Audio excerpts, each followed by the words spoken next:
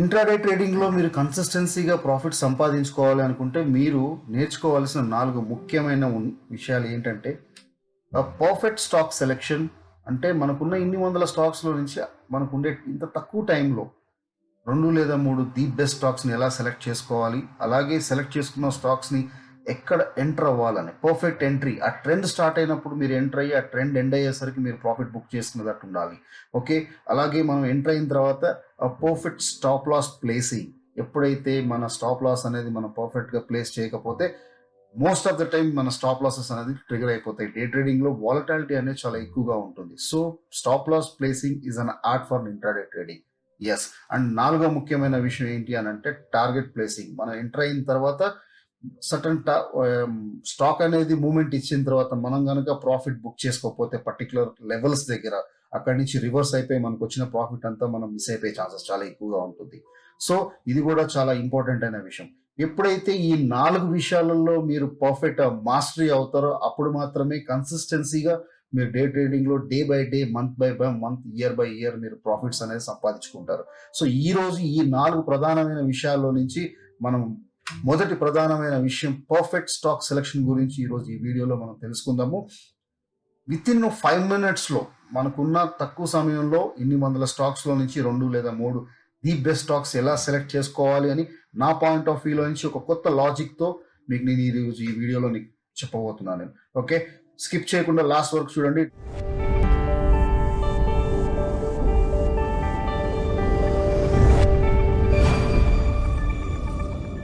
Friends, video continue చేసే ముందు మీకు వచ్చిన ఇన్ఫర్మేషన్, tmdaytrader అఫీషియల్ అని చెప్పి మన టెలిగ్రామ్ ఛానల్ ఉంది.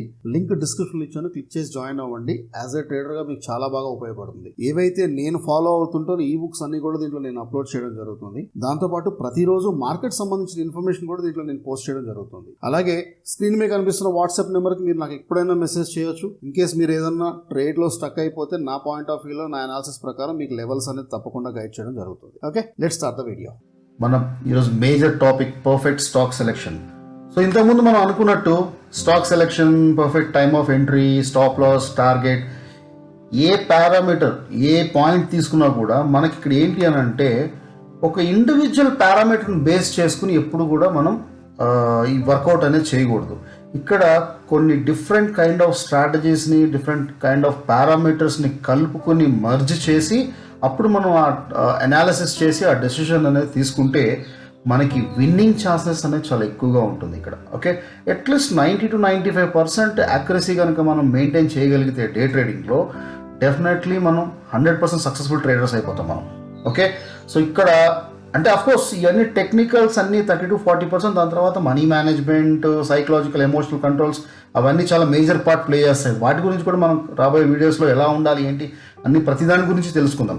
సో ఇక్కడ ఈరోజు మన టాపిక్ సంబంధించి పర్ఫెక్ట్ స్టాక్ సెలెక్షన్లో ఏమేం పారామీటర్స్ చూడాలి, ఏమేం స్ట్రాటజీస్ని మర్జ్ చేయాలి అని మనం కనుక చూస్తే ఇక్కడ మనకి మొత్తం ఒక 5 స్ట్రాటజీస్, 5 పారామీటర్స్ ఉన్నాయి. ఫస్ట్ వన్ వచ్చేసి ఓఆర్బి, ఓపెనింగ్ రేంజ్ బ్రేక్అవుట్. దీని గురించి ఇండివిజువల్గా ఒక వీడియో చేశాను, అది నేను ఆల్రెడీ కార్డ్స్లో పెడతాను. నేను ఆ వీడియో కూడా మీరు పూర్తిగా చూసేయండి. ఓకే, దాని తర్వాత OHL, open is equal to and open is equal to low, దీని గురించి కూడా ఒక వీడియో చేశాను. ఆ వీడియో కూడా నేను కార్డ్స్లో పెడతాను. ఈ 2 వీడియోస్ చూస్తే అసలు బేసిక్గా స్ట్రాటజీ ఏంటి అనేది ఇన్డెప్త్గా మీకు తెలిసిపోతుంది. ఓకే, థర్డ్ వన్ వచ్చేసి ఇంట్రాడే వాల్యూమ్ పర్సంటేజ్. ఓకే, ఇక్కడ మనకి intraday volumes and intraday volatility అనేది చాలా మేజర్ రోల్ ప్లే చేస్తుంది ఫ్రెండ్స్ ఇంట్రాడే ట్రేడింగ్లో. Okay, and fourth one intraday volatile. Fifth one వచ్చేసి షార్ట్ టర్మ్ ట్రెండ్. అంటే ఇక్కడ షార్ట్ టర్మ్ ట్రెండ్ అంటే స్వింగ్ ట్రేడింగ్ ట్రెండ్ అని చెప్పొచ్చు. లాస్ట్ ఒక 5 days 3 days నుంచి ఈ పర్టికులర్ ఈరోజు మనం ట్రేడ్ చేసే స్టాక్ ట్రెండ్ ఎలా ఉండింది అనేది మనం చూసుకోవాలి. ఆ ట్రెండ్కి సంబంధించిన సిగ్నల్స్ కూడా మనకి పర్ఫెక్ట్ ఉంటేనే మనకి ఈరోజు అవి పర్ఫార్మెన్స్ చేసే ఛాన్సెస్ అనేది చాలా ఎక్కువగా ఉంటుంది. ఓకే, ఇలాగా మనకి ఈ డిఫరెంట్ కైండ్ ఆఫ్ స్ట్రాటజీస్ని మర్జ్ చేసుకుని ఆ తర్వాత మనం పర్టికులర్ స్టాక్ అనేది సెలెక్ట్ చేసుకోవాలి. కానీ ఇవన్నీ డిఫరెంట్ సైట్స్లోకి వెళ్ళిపోయి మీరు అన్నీ ఒకటి చూసుకునేసరికి మీకు అక్కడ టైం అయిపోతుంది. మనకి డే ట్రేడింగ్లో టైం చాలా తక్కువ ఉంటుంది. మనం ఎంత తొందరగా విత్ ఇన్ 5 minutesలో క్వాలిటీ ఒక 2-3 క్వాలిటీ స్టాక్స్ని ఎలా సెలెక్ట్ చేసుకోవాలో ఈరోజు మీకు ఒక స్టాక్ స్క్రీనర్ని మీకు నేను చూపిస్తాను. నేను ఆల్రెడీ ఈ స్టాక్ స్క్రీనర్ మనకి తెలుగులో కానివ్వండి, హిందీలో కానివ్వండి చాలామంది ఈ స్టాక్ స్క్రీనర్ గురించి చెప్పారు. ఆ స్టాక్ స్క్రీనర్ ఏంటి అని అంటే ఈ స్టాక్ స్క్రీనర్ పేరు వచ్చేసి ఫటాఫట్ స్క్రీనర్. ఓకే, ఇది ఫ్రీ ఆఫ్ కాస్ట్లో ఉంటుంది, మీరు ఎవరికి రూపాయి ఇవ్వాల్సిన అవసరం లేదు. దీనికి సంబంధించిన లింక్ కింద డిస్క్రిప్షన్లో ప్రొవైడ్ చేస్తాను, అది క్లిక్ చేసి డైరెక్ట్ ఈ స్క్రీనర్లోకి వచ్చేయచ్చు మీరు. సో ఇది ఆల్రెడీ ఇంతకుముందు చాలామంది చేశారు. కాకపోతే ఏంటి అని అంటే each and every technical analysis point of view ఒక రకంగా ఉంటుంది. నేను స్టాక్ మార్కెట్ అంటేనే జీరో సమ్ గేమ్. నేను ఒక సైడ్ బై అనుకుంటే ఇంకొక అనాలిసిస్ సెల్ అనుకుంటాడు. సో ఇక్కడ ఏంటి అని అంటే నా పాయింట్ ఆఫ్ వ్యూ నుంచి ఒక డిఫరెంట్ లాజిక్తో, ఒక న్యూ లాజిక్తో మనం అనుకున్న పారామీటర్స్ని అన్నిటిని కలుపుకుని మనం పర్ఫెక్ట్ స్టాక్ని ఎలా సెలెక్ట్ చేసుకోవాలో ఈ వీడియోలో మనం తెలుసుకుందాం. ముందుగా ఇక్కడ మీకు చాలా కాలమ్స్ ఉన్నాయి, రైట్? ఈ అన్ని కాలమ్స్లోంచి మనకి ఇంపార్టెంట్ అయిన కాలమ్స్ ఏమేం కాలమ్స్ చూడాలి అనేది ఇప్పుడు మనం చూద్దాం. ఓకే, సో మేజర్గా మనం చూడాల్సిన కాలం ఏంటి అని అంటే ఇక్కడ ఫ్రెండ్స్ వాల్యూమ్ పర్సంటేజ్ కాలం. ఇందాక మనం అనుకున్నాం కదా, వాల్యూమ్ వర్సెస్ వోలటైల్. ఓకే, ఇది చాలా మేజర్ రోల్ ప్లే చేస్తుంది స్టాక్ మార్కెట్లో.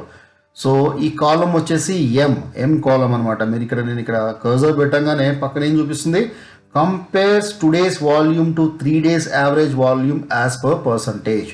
ఇక్కడ దీన్ని మీరు క్లిక్ చేస్తే కింద సార్ట్ దగ్గర Z2A ఉంది కదా, దీన్ని మీరు క్లిక్ చేస్తే పర్టికులర్గా ఈరోజు అయితే ఈ స్క్రీనర్ ఎప్పుడు మనం స్కానింగ్ ఎప్పుడు చేయాలి అంటే పర్టికులర్ టైం ఫ్రేమ్ ఏం చెప్పాలి అని అంటే 10-16 యా 10-17, 10-17, 10-16 ఆ టైంలో మీరు ఈ స్క్రీనర్ ఓపెన్ చేసి అప్పుడు మాత్రమే స్కాన్ చేయాలి.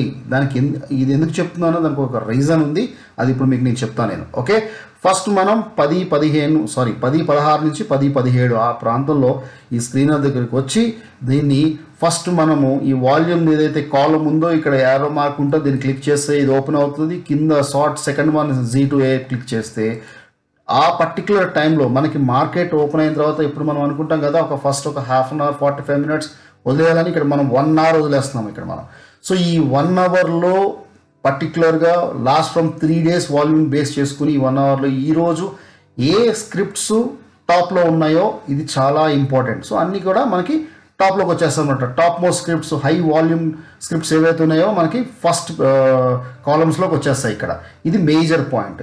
దీని తర్వాత మనం డైరెక్ట్గా వెళ్ళిపోవాల్సిన కాలం ఏంటి అని అంటే ఈ కాలం వచ్చేసి మనకి కాలం AA.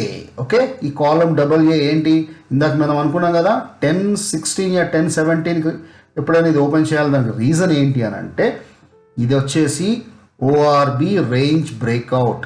Okay, open range breakout ORB strategy అనమాట. ఇది అంటే ఇది జనరల్గా నేను ఇంతకుముందు ORB స్ట్రాటజీ గురించి చెప్పిన వీడియోలో కూడా మీకు చెప్పిన పాయింట్ ఏంటి అని అంటే ORB ఎప్పుడు కూడా 15 minutes 10 minutes 5 minutes ORB చూస్తే అది మీకు పర్ఫెక్షన్ ఉండదు. ఎప్పుడు కూడా 1 hour క్యాండిల్ ఎప్పుడైతే ఆ బ్రేక్ హై కానీ లో కానీ బ్రేక్ చేస్తుందో అక్కడ మీకు ఆ నాయిస్ అనేది చాలా తక్కువగా ఉంటుంది. సో 10-15 తర్వాత రావడానికి కారణం అంటే ఈ కాలం అప్డేట్ అవుతుందే 10-15 తర్వాత. ఓకే, మన మార్కెట్ అనేది 9:15కి స్టార్ట్ అవుతుంది. 9:15 నుంచి 10:15 అయిపోయిన తర్వాత 10-16 10-17కి ఎప్పుడైతే అప్పుడు ఇది రిఫ్రెష్ వాల్యూమ్స్ అనేది రిఫ్రెష్ చేసిన తర్వాత ఈ కాలం అనేది కనిపిస్తుంది మీకు ఇక్కడ. ఇది అప్పటి వరకు కనిపిస్తుంది, 10-15 వరకు ఈ కాలంలో మీకు ఏమీ కనిపించదు. సో తర్వాత మనం ఏం చూడాలంటే ఫస్ట్ మనం పారామీటర్ వాల్యూమ్స్ క్లిక్ చేసి పైకి వచ్చాం కదా, అంటే హై వాల్యూమ్స్ ఉన్న స్టాక్స్ అన్ని మనకి పైన ఉన్నట్టు అనమాట. దాని తర్వాత మనం కలపాల్సిన పారామీటర్ ఏంటి, ORB బిలో ఓపెన్ రేంజ్. అంటే ఇక్కడ ఇంకోటి మన ఫస్ట్ మనం అసలు మార్కెట్ ట్రెండ్ ఏంటో మనం చూసుకోవాలి యాజ్ ఆఫ్ నౌ. అంటే మార్కెట్ ఓపెన్ అయిన తర్వాత గంట తర్వాత అసలు మార్కెట్ సినారియో సెంటిమెంట్ ఎలా ఉందో చూసుకోవాలి. అది చూసుకోవాలి అంటే మనం ఇందాక అనుకున్నట్టు మన ఏదైతే ఫ్రీ ఛానల్ ఉందో ఈ ఛానల్లోకి వెళ్ళిపోతే నేను ప్రతిదీ మార్కెట్ ఎలా ఉంది ఏంటి అనేది మీకు అప్డేట్ చేసి పెడతాను. కాబట్టి ఒక బ్రీఫ్ ఐడియా వచ్చేస్తుంది మీకు మార్కెట్ సెంటిమెంట్ ఎలా ఉంది, బేరిష్లో ఉందా, బుల్లిష్లో ఉందా, సైడ్ వేస్లో ఉందా అనేది మీకు ఒక బ్రీఫ్ ఐడియా వచ్చేస్తుంది. ఇక్కడ మీరు కూడా అటు సైడ్ ఉన్న అంటే ఆ ట్రెండ్ సైడ్ ఉన్న స్టాక్స్ మీరు సెలెక్ట్ చేసుకోవడం వల్ల మీకు విన్నింగ్ ఛాన్సెస్ అనేది చాలా ఎక్కువగా ఉంటుంది. ఓకే, ఈ పాయింట్ నోట్ చేసుకోండి. సో ఇక్కడ సెకండ్ పాయింట్ వచ్చేసి ORB మ్యాచ్ చేసుకున్నాము. దాని తర్వాత మీరు ఇంకోటి ఏంటి అని అంటే ఇది open is equal to high. మనం ఇంకో పారామీటర్ అనుకున్నాం. ఇంతకు మీ ప్రజెంటేషన్లో ఇంకొక పారామీటర్ కూడా చెప్పాలి, అది నేను చెప్పలేదు, ఇప్పుడు చెప్తాను మీకు నేను అది. ఓకే, సో సెకండ్ పాయింట్ వచ్చేసి open is equal to high. ఈ పారామీటర్తో పాటు ఈ పారామీటర్ కూడా మ్యాచ్ అయింది ఇందాక మనం అనుకున్నాడు. ఇంకొక పారామీటర్ కూడా ఉంది, LTP is equal lower than yesterday low. ఇది కూడా ఇంపార్టెంట్ అన్న పారామీటర్ ఫ్రెండ్, దీంట్లో యాడ్ చేసాను చూడండి. ఎస్టర్డే హై ఆర్ లో బ్రేక్అవుట్. ఓకే, అంటే ప్రీవియస్ డే ఏదైతే లో కానీ హై కానీ ఉంటుందో అది కూడా బ్రేక్ చేయాలి. అప్పుడు ఆ స్టాక్లో స్ట్రాంగ్నెస్ ఉన్నట్టు అనమాట, స్ట్రెంగ్త్ ఉన్నట్టు, ఆ పర్టికులర్ ట్రెండ్లో స్ట్రెంగ్త్ ఉన్నట్టు అనమాట. సో ఇది కూడా వన్ ఆఫ్ ద పారామీటర్ మీరు గుర్తుకుపెట్టుకోవాల్సింది ఏంటి, ఎస్టర్డే హైలో బ్రేక్అవుట్. ఫైన్, ఇప్పుడు మళ్ళీ స్క్రీనర్లోకి వెళ్ళిపోదాం మనం. సో ఇక్కడ ఫస్ట్ మనకి ఓఆర్బి మేజర్గా మనకి ఇది మ్యాచ్ చేసుకున్నాం. దీని తర్వాత నిన్నటి ఎస్టర్డే లో కూడా హై బ్రేక్ అయిందా లేదా చూసుకోవాలి. ఇది ఉంటే బెస్ట్, ది బెస్ట్. లేకపోయినా కూడా ఒక్కొక్కసారి ఏమవుతుందంటే మనకి బౌన్స్ బ్యాక్ అయ్యి కొన్ని స్టాక్స్ ఉంటాయి అనమాట, అవి కూడా మనకి వర్కౌట్ అవుతాయి దీంట్లో. బట్ ఇది కూడా one of the very good parameter. దాని తర్వాత మనం చూసుకోవాల్సింది open is equal to high, ఇది కూడా మ్యాచ్ అయింది. ఇంకొకటి ఏంటి అని అంటే 200 day moving average, deviation from 200 daily moving average కింద ఇది బ్రేక్ అయింది. రైట్, ఇవి పైన గ్రీన్ కలర్లు ఉన్నాయి, అంటే ఈ రెండు స్టాక్స్ 200 డేస్ మూవింగ్ యావరేజ్ పైన ఉన్నాయి.